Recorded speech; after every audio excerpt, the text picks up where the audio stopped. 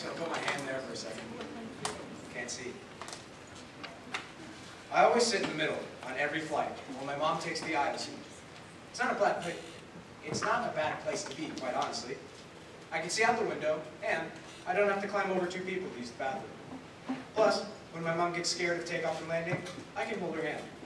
It's funny, I've been flying since I was about 2 years old. I was born a wanderer. Home was a foreign concept to me. So there I sat, the weekend after Thanksgiving, feeling rather comfortable among the clouds. It was a surreal feeling to think I was around 10,000 feet in the air. I was at the heights of Olympus. Here on this flight, I sat among the lights of Zeus, Poseidon, and Ares. I soared through legends, alongside the Harpies and the Pagae, but no, I was actually sitting next to a lady who I've never met, who was zonked out with her music. And I was also sitting next to my mother, who, bless her soul, was repeatedly restarting her game of solitaire. I looked at her with pity in my eyes, not because she wasn't doing terribly well in solitaire, no. I had pity in my eyes because she gave birth to a son who was lost. A son who never knew what home meant because he lived in his mind. A son born with no map.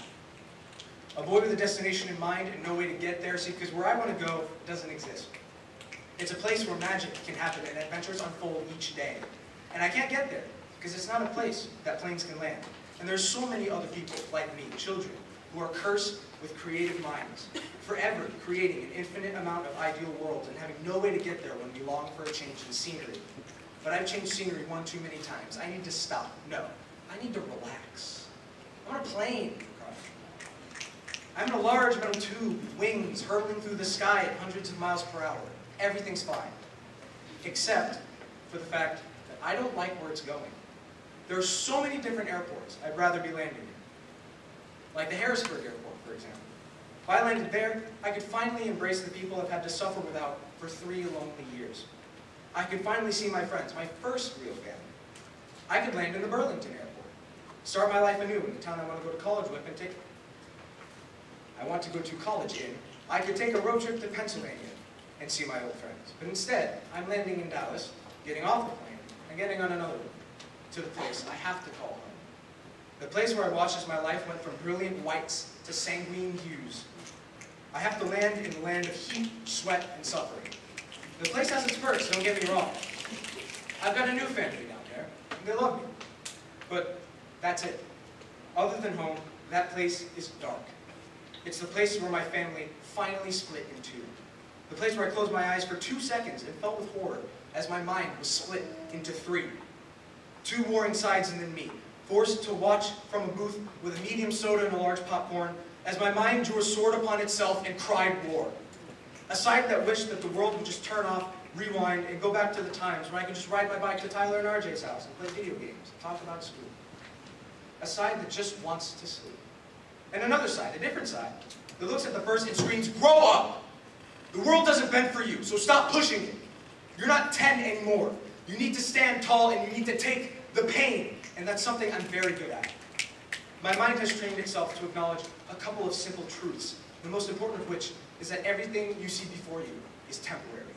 All of it will fade in time, and pain is one of those things. I can kind of take a punch. Physical pain's easy. I can even somewhat take an emotional jab to the gut, but that's a lot harder to recover from. It lasts longer than, say, a broken arm. It's most unfortunate that I was born with the wrong kind of armor on my skin. Some people can take a punch like it's nothing. Others could care less about what people are saying about them. But I wasn't born with emotional armor. Sometimes I feel as if I wasn't born with any armor at all.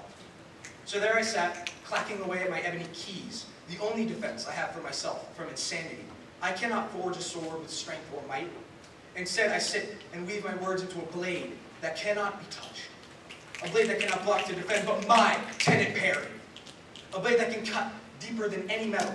A blade that can slice into the mind and reveal emotions beyond your control. Does that not give me the strength of Hercules?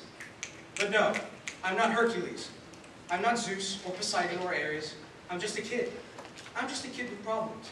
I'm the kid who sifted through 10 years worth of emotions in around 20 minutes. I'm the kid who declined peanuts on the first flight back from California. I mean, who does that? But hey, look on the bright side. I've only got around half an hour until we land in Dallas. Plenty of time left to